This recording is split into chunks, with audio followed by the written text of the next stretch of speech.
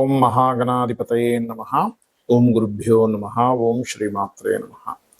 అరుణాం కరుణాతరంగితాక్షీం ధృతపాశాంకుశపుష్పబాణచాపాం అనిమాదిభిరావృతాం మయూకైః అహమిత్యేవ విభావయే భవానీ. శ్రీమాత్రే నమః. ప్రేక్షకులకి ఆ లలితాంబిక అమ్మవారి యొక్క అనుగ్రహం పరిపూర్ణంగా కలగాలన్న స్ఫూర్తిగా కోరుకుంటూ మనం ఈరోజు వివాహము తర్వాత వాళ్ళ యొక్క లైఫ్ స్టైల్ చాలా మార్పులు వస్తాయండి.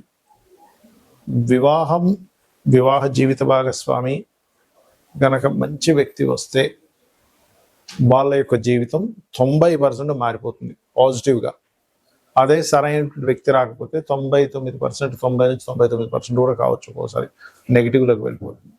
మరి వివాహం తర్వాత కొన్ని సంఘటనలు వాళ్ళలో ఇవాళ రేపు మనం చూస్తున్నాం. భార్యని భర్త చంపేయడం, భర్తను భార్య చంపేయడం, చాలా సంఘటనలు ఈ మధ్య మరి ఈ నెల అయితే ఎక్కువగా చూసాం. మరి మీకు కలిసి రావాలి, మ్యారేజ్ తర్వాత ఎటువంటి ఇబ్బందులు కలగకుండా ఉండాలంటే ఏం చేయాలి, అసలు ఎటువంటి కాంబినేషన్ ఉంటాయి, ఎటువంటి లగ్నం వారికి వివాహ సంబంధంగా బాగుంటుంది, బాగోపోతే ఏ పరిహారాలు చేసుకోవాలి అనేటువంటి విషయాలు ఇప్పుడు మనం తెలుసుకుందాం. అయితే ఈ విషయాలు చెప్తుంది నేనైనప్పటికీ కూడా చెప్పిస్తుంది సాక్షాత్ లలిత అమ్మవారిగా భావిస్తూ ఒక్కొక్కరి గురించి తెలుసుకుందాం. సింహలగ్నము, సింహరాశి. సింహం వారి కనుక చూసుకున్నట్లయితే మీ యొక్క వివాహ తర్వాత గ్రోత్ అనేటువంటిది వేటి మూలంగా ఉంటుంది అంటే మీ జీవిత భాగస్వామి తీసుకునే ఎటువంటి యాక్షన్స్ వల్ల ఉంటుంది అని చెప్పి చూసుకున్నట్లయితే షష్టమాధిపత్యం వచ్చింది శనికి. ఇది కూడా చూసుకున్నట్లయితే కొద్దిగా వీళ్ళ మ్యారిటల్ రిలేషన్ ఎలా ఉంటుందంటే ఒక రూలింగ్ ఇలా చేస్తే బాగుంటుంది అని ఒకరు అనుకోవడం, ఇద్దరు కూడా కొంచెం స్ట్రిక్ట్గా ఉండడం, కొన్ని విషయాల్లో ఇలా ఉంటే కరెక్ట్గా ఉంటుంది అనేటువంటి ఒక దీనిలో వెళ్ళడం అనేటువంటి జరుగుతుంటుంది. అయితే ఇది ఒకవేళ మీ లగ్నానికి లగ్నాధిపతి కానీ సప్తమ స్థానాధిపతి కానీ పాడైతే వీళ్ళిద్దరి మధ్య కాస్త ఎక్కువ విభేదాలు ఉంటూ ఉంటాయి. అయితే మీకు లక్ష్మీ యోగం అనేటువంటిది మీ యొక్క జీవిత భాగస్వామి ఒక్కసారి నా లైఫ్లో విదేశాలకు వెళ్ళి వచ్చినట్లయితే అక్కడి నుంచి యాక్టివ్ అవుతుంది. ఇది మీ యొక్క జీవితంలో ఒక మంచి యోగం అనేటువంటిది గుర్తుపెట్టుకోండి. అలాగే 12వ స్థానాధిపతి చంద్రుడుగా ఉంటూ ఒక్కొక్కసారి 12వ ఆధిపత్యాన్ని ఇంకో గ్రహానికి అందిస్తాడు. అది ఉండే కలిసే గ్రహాలను బట్టి, అది ఉండే నక్షత్రాన్ని బట్టి, అది ఉండే రాశిని బట్టి. అప్పుడు చంద్రుడు కనుక బాగుంటే ఇద్దరి మధ్యని మంచి మానసికంగా బాగా ఉంటుందండి. చంద్రుడు పాడయ్యాడా సింహలగ్నానికి గుర్తుపెట్టుకోండి, వీళ్ళిద్దరి మధ్యని మానసికంగా ఉండేటువంటిది ఏదైతే రిలేషన్ ఉంటుందో అది సరిగ్గా ఉండదు. సో ఇప్పుడు ఏం చేయాలి, చంద్రుడు ఏ గ్రహం ద్వారా పాడయ్యాడో ఆ గ్రహానికి దానము మంత్రము చేస్తూ ఉండాలి. ఆఫ్టర్ మ్యారేజ్ తర్వాత వచ్చేది. లేదండి సప్తమాధిపతి శని అయ్యాడు అందుకే నాకు మ్యారేజ్ లేట్ అవుతుంది అంటూ ఉంటారు. అలా ఏం ఉండదండి. లగ్నాధిపతి రవి, సప్తమాధిపతి శని అయినందుకు మ్యారేజ్ లేట్ అవ్వాలని రూల్ ఏం లేదు. కాకపోతే మ్యారేజ్ తర్వాత విదేశాలకు వెళ్ళడము, ఇంకో దగ్గరికి వెళ్ళడము, వెళ్ళినప్పుడు వీళ్ళ లైఫ్ అనేది ఓపెన్ అవుతుంది. గుర్తుపెట్టుకుని అంటే ఫైనాన్షియల్గా బాగా గ్రో అవుతూ ఉంటారు వీళ్ళు. అదేవిధంగా ఎప్పుడు కూడా సప్తమాధిపతి అనేటువంటిది ఒక తత్వం అయితే అంటే ఒక రిజల్ట్ ఇస్తుంది. తన సొంత స్వభావం ఒకటి ఉంటే అది ఏ గ్రహంతో కలిసిన దాన్ని బట్టి ఉంటుంది. అయితే ఎవరికైనా కానీ ఈ శని గనక మరీ పాపగ్రహాలతో కలిస్తే కాస్త ఎక్కువ దూరంగా ఉండడం, శని మరియు చంద్రుడు కలిస్తే అటువంటి ఉంటాయి.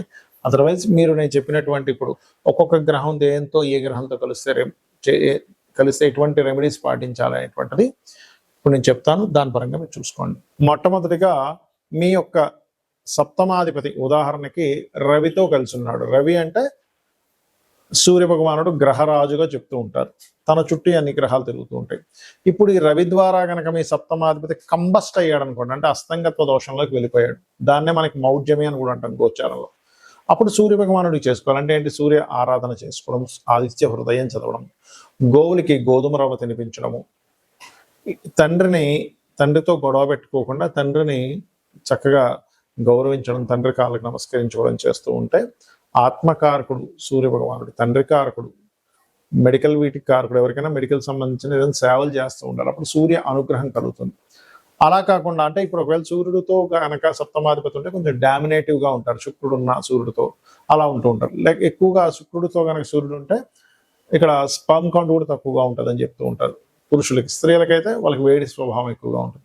అలా కాకుండా చంద్రుడు సంబంధాలు వచ్చాయి సప్తమ సంబంధానికి, చంద్రుడు అంటే ఏంటి? చంచలత్వము. అది స్త్రీకి కావచ్చు, పురుషుడు కావచ్చు. మీకు వచ్చే జీవిత భాగస్వామి కాస్త ఎక్కువగా ఎమోషన్గా ఉండడం, కొంచెం స్థిరత్వం లేకపోవడం ఇలాంటివి జరుగుతుంటాయి. అలాంటప్పుడు బియ్యము దానంగా ఇవ్వడం, ఇందాక రవి అయితే గోధుమలు, బియ్యం దానంగా ఇవ్వడం, గోవులకి ముల్లంగి తినిపించడము, అదేవిధంగా కాస్త నీటి ప్రదేశాలు వెళ్ళినప్పుడు కొంత జాగ్రత్తగా ఉండడము, ఎక్కువ ఎమోషన్స్ అయిపోయేటప్పుడు వారిని మెడిటేషన్ చేయమని చెప్తూ ఉండాలి. ఏమవుద్దంటే ఓవర్ ఎమోషన్స్ అయిపోవడం, తద్వారా కూడా ఇద్దరి మధ్యన గొడవలు వస్తూ ఉంటాయి. అయితే ఇక్కడ సప్తమ స్థానం అనేటువంటిది ఎప్పుడు కూడా జీవిత భాగస్వామి యొక్క రూపురేఖల్ని వాళ్ళు ఎలా ఉంటారు అనేటువంటిది చెప్తుంది. కానీ 12వ స్థానం అనేటువంటి ఒకటి ఉంటుంది. అదేమిటంటే మీ మ్యారిటల్ లైఫ్ ఆఫ్టర్ మ్యారేజ్ తర్వాత ఎలా ఉంటుందో అని చెప్తుంది. దానికి కూడా ఇప్పుడు ఇందాక మనం చెప్పుకున్నటువంటి రవి సంబంధం వస్తే ఈగో క్లాషెస్ వల్ల, చంద్ర సంబంధం వస్తే ఓవర్ ఎమోషన్స్ వల్ల, అంటే నా ఎమోషన్స్ నీకు అర్థం అవ్వట్లేదు, లేకపోతే నీ ఎమోషన్స్ నువ్వు సరిగా వ్యక్తపరచట్లేదు అనేటువంటి ఎక్కువగా వస్తుంటాయి చంద్రుడు. కాబట్టి బియ్యం దానంగా కూడా మెడిటేషన్ చేయడం చేస్తుండాలి. ఇక కుజుడు సంబంధం వచ్చింది అనుకోండి, సప్తమాధిపతికి లేదా 12కి సంబంధం వచ్చింది అనుకోండి, అనవసరమైనటువంటి చిన్న చిన్న గొడవలకే పోలీస్ స్టేషన్స్కి వెళ్తూ ఉంటారు, లేకపోతే మ్యాన్ హ్యాండ్లింగ్ అంటూ ఉంటాం. కొన్నిసార్లు భర్త భార్యను కొడితే కొన్ని సందర్భాల్లో భార్య కూడా భర్తను కొట్టేటువంటి ఉంటాయి. ఎందుకు అంటే కుజుడు గొడవలకి కారకుడు, పోలీస్ స్టేషన్స్కి కారకుడు. అలాంటప్పుడు ఏం చేయాలి? సుబ్రహ్మణ్యేశ్వర స్వామి ఆరాధన, లేనట్లయితే మీరు చక్కగా గోవులకి క్యారెట్స్ తినిపించడము, మరియు అదేవిధంగా కుజగ్రహం దగ్గర దీపారాధన చేయడము, కందులు దానంగా ఇవ్వడం చేస్తూ ఉండాలి. కొన్నిసార్లు బుధగ్రహ సంబంధం వస్తుంది. సర్వసాధారణంగా బుధగ్రహ సంబంధం వచ్చినప్పుడు జీవిత భాగస్వామి మంచి తెలివైన వాళ్ళు, బిజినెస్ రిలేటెడ్ ఉంటాయి. కానీ ఆ బుధుడు పాడై సంబంధం వచ్చింది, అంటే నీచ సంబంధం వచ్చింది, ఇంకో పాపగ్రహంతో కలిసి ఉన్న బుధుడు, అలాంటప్పుడు ఏమైపోతుంది అంటే ఇంకా వాదిస్తూ ఉంటారు జీవిత భాగస్వామి.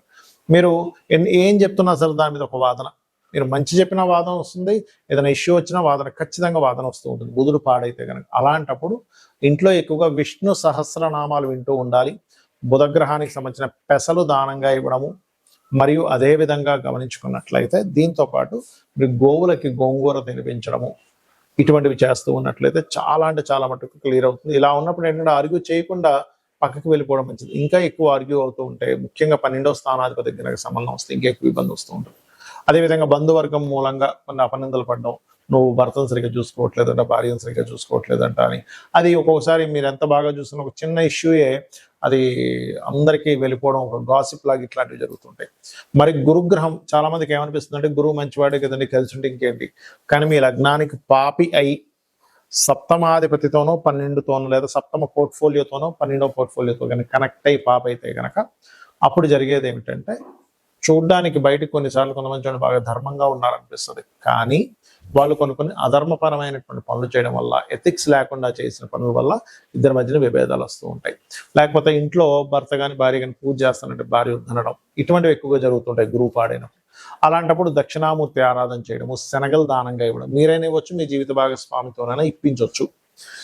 అలాగే గోవులకి గోసేవ చేసుకుంటే అరటి కాయలు, సన్నగా తురిమి అరటికాయలు, మనం కూర వండుకునేది అరటి పళ్ళు కాదండి, అరటికాయలు తినిపించడం చేస్తే బాగుంటుంది. ఇక కొంతమందికి డైరెక్ట్గా శుక్రుడే పాడవుతారు. అంటే ఇది ఎంత డేంజరస్ అంటే ఇది ఎక్కువగా మన ధనులగ్నానికి ఎక్కువ దీని ఎఫెక్ట్ ఉంటుందండి. ఎందుకంటే షష్టమ లాభాధిపతి పూర్వజన్మ కర్మకారకుడు. సో ఎప్పుడైతే పూర్వజన్మ కర్మకారకుడే పోర్ట్ఫోలియో వహించాడు అనుకోండి, అప్పుడు ఏమైపోద్ది అంటే మరింత ఎక్కువ ప్రభావం చూపిస్తూ ఉంటుంది. అలాంటప్పుడు శుక్రుడే పాడైనప్పుడు మీరు చేయవలసినటువంటిది లలితా సహస్రనామాలు ఎక్కువగా చేస్తూ తీపి చపాతీలు గోవుకి తినిపిస్తూ ఉండాలి.